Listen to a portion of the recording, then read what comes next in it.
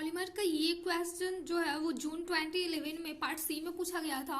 There are several types of mean molar masses for polymer and they are dependent on experimental methods like osmometry, second है light scattering, third है sedimentation.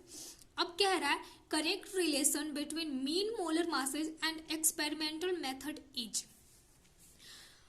Polymer के लिए देखो चार तरह के होते हैं, मतलब पॉलीमर का यदि मोलर मास चार तरीके से निकाला जाता है। एक तो होता है नंबर एवरेज मोलर मास, दूसरा होता है मास एवरेज, तीसरा है जेड एवरेज और फोर है विस्कोसिटी एवरेज मोलर मास।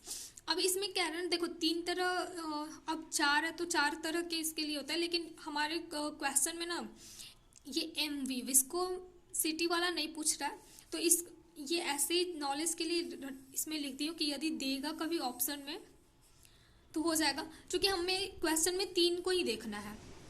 ठीक है, तो अब इसमें ये कह रहा है ना कि ऐसा कौन सा मेथड जो है कौन से मोलर मास को डिटरमाइन करता है। तो नंबर एवरेज मोलर मास जो है वो ऑस्मोमेट्री के थ्रू होता है। फिर अब जो मास एवरेज मोलर मास है उसके लिए यूज़ करते हैं लाइट स्कैटरिंग, और जेड एवरेज मोलर मास के लिए यूज़ करते हैं हम सेडिमेंटेशन। अब इन तीनों के लिए अब ऑप्शन में मैच करके देख लेते हैं कौन सा होगा। एम एन के लिए ऑस्मोमेट्री कौन से में है, वन में है, तो एम एन वन के साथ ठीक है, यहाँ पे भी एम एन वन के साथ ही है। फिर एम डब्ल्यू, अच्छा इसको एम स्मॉल एम कह ले या फिर ये डब्ल्यू की जगह एम भी यूज़ कर सकते हैं, मास हो गया। और ये डब्ल्यू जो दिया हुआ है ना ये वेट के लिए है, तो वेट एवरेज मोलर मास भी कहते हैं इसको और मास एवरेज मोलर मास भी कहते हैं।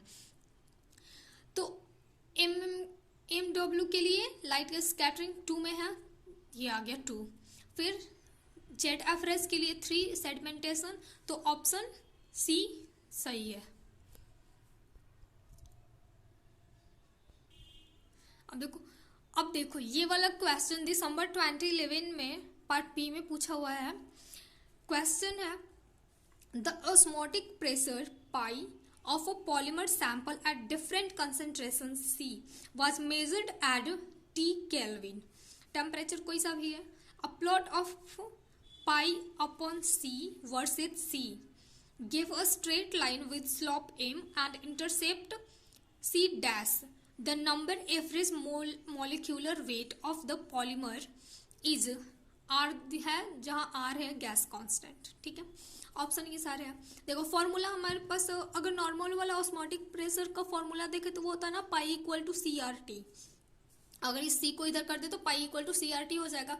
लेकिन पॉलीमर जो है उसमें भी मोलर मास लगा के पूछ रहा है ये, तो देखो पाई अपॉन सी, अच्छा प्लॉट भी तो हमें देखना है ना कि पाई अपॉन सी है, तो यहाँ से सी को इस साइड ला देते हैं।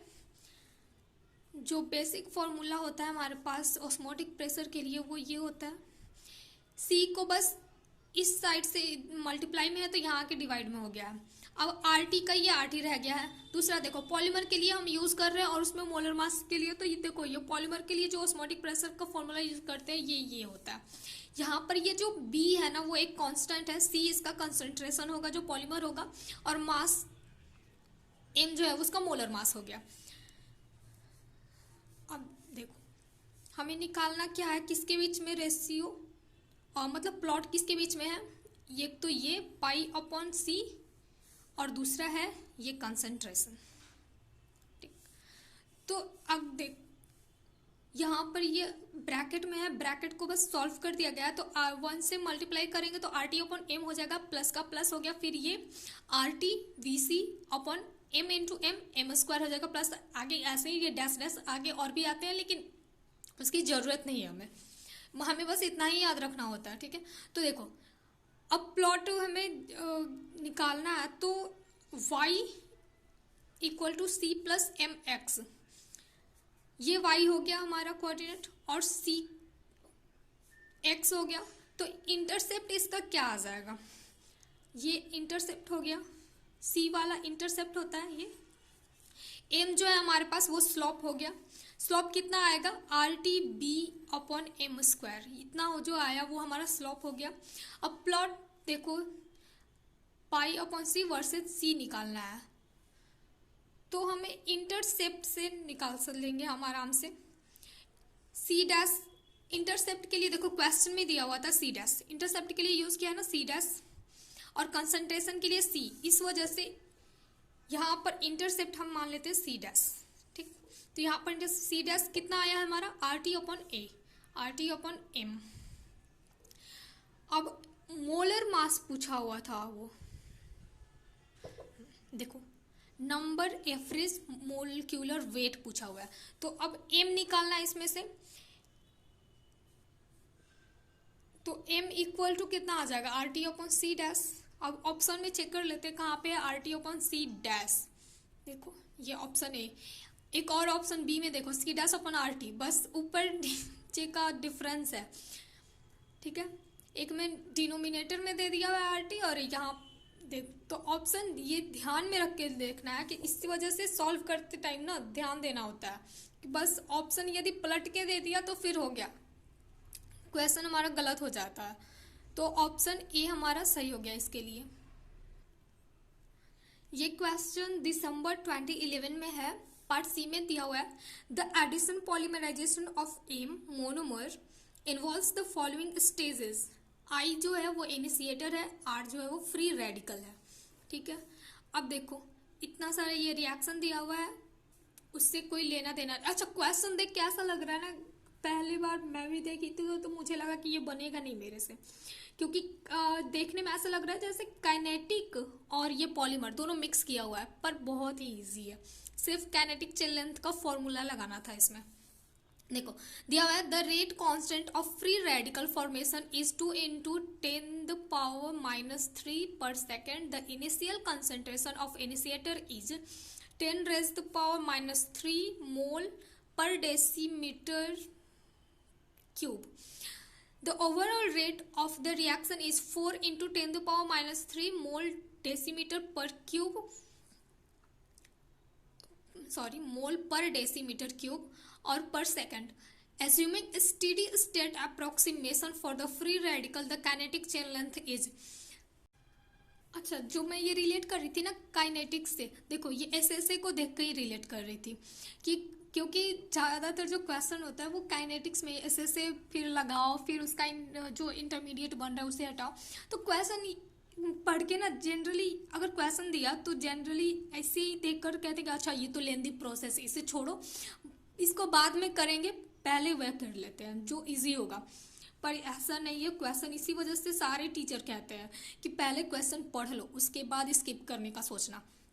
तो देखो इसमें क्वेश्चन में हमारे पास रेट दिया हुआ है, रेट कांस्टेंट क्या है हमारे पास 2 × 10⁻³ देखो rate constant for free radical formation ये है।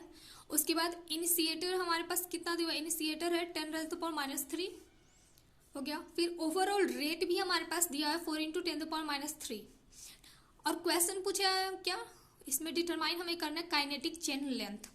अब काइनेटिक चेन लेंथ का जो फॉर्मूला आता है वो overall rate of reaction upon initial rate of reaction होता है। तो इनिशियल रेट ऑफ रिएक्शन बस ये ओवरऑल रेट और इनिशिएटर को मल्टीप्लाई कर देंगे तो हमारा आ जाता है, तो K × I आ जाएगा। अब देखो काइनेटिक चेन लेंथ का फॉर्मूला ये रहा, ओवरऑल रेट क्वेश्चन में ही दिया हुआ है, इनिशियल रेट हमें मिल ही जाएगा, डिटरमाइन कर लेंगे K × I होता है। तो देखो K 4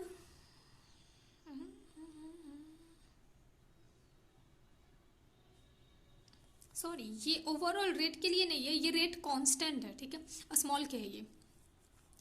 और फिर ये इनिशिएटर, तो रेट कितना दिया हुआ है 2 × ये वैल्यू है, रेट के लिए लिख लिया रेट कांस्टेंट इतना, फिर इनिशिएटर इतना।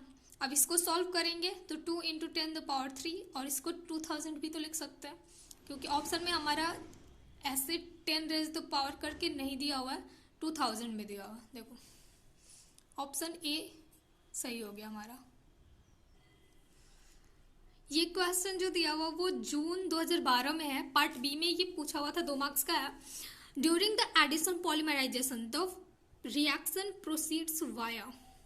अब पॉलीमराइजेशन का जो प्रोसीजर चलता है, एडिशन पॉलीमराइजेशन वो भी, तो पॉलीमर में वो किस मैकेनिज्म कह लें या फिर क्या बोलते हैं, जो रिएक्शन होता है वो किसके थ्रू होता है, तो फ्री रेडिकल के थ्रू वो पॉलीमराइजेशन होता है। ठीक है, इनके बीच जो इंटरमीडिएट बनते हैं वो फ्री रेडिकल होता है। ठीक है, तो ऑप्शन बी इसका सही होगा, फ्री रेडिकल चेन रिएक्शंस होते हैं ये।